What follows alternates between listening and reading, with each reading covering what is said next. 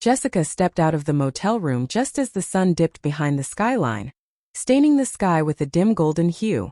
She pulled her coat tighter, a knot of guilt and exhaustion pressing against her chest. Her plan had been simple: slip away from David for a few hours under the guise of work, then return before dinner. But the day had stretched on longer than she'd expected, and now she just wanted to slip home unnoticed. Her stomach dropped as she reached the parking lot. Her car was gone. She froze, scanning the asphalt, desperate to convince herself she just misremembered.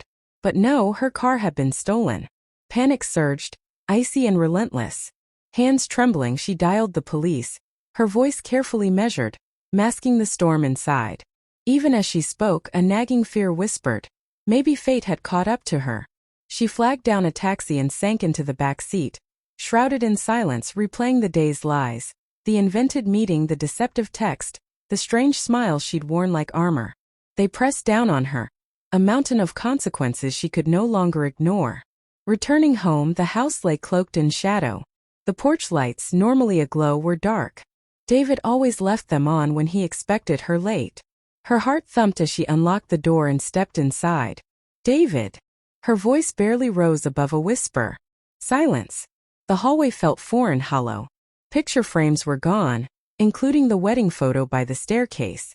Panic clenched her chest. She rushed through drawers and closets. David's things, shirts, watch, even the old leather jacket, had vanished. And then she saw it. An envelope on the dining table addressed to her.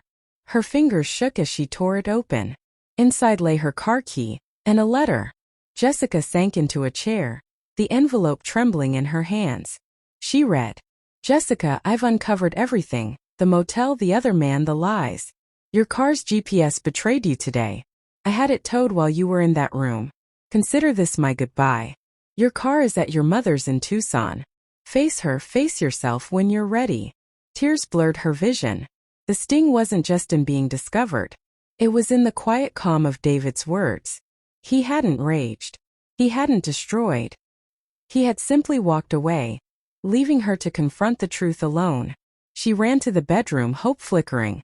But it was empty. His side of the closet was bare.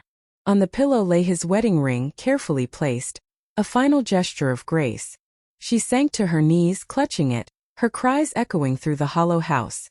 In that moment, she realized it wasn't the car she had lost. It was the man who had loved her despite her flaws.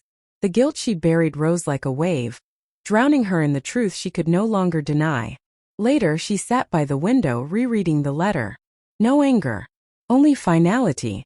David had freed himself from her betrayal, and that freedom was her punishment. The world moved on outside, but Jessica remained frozen, haunted by her choices.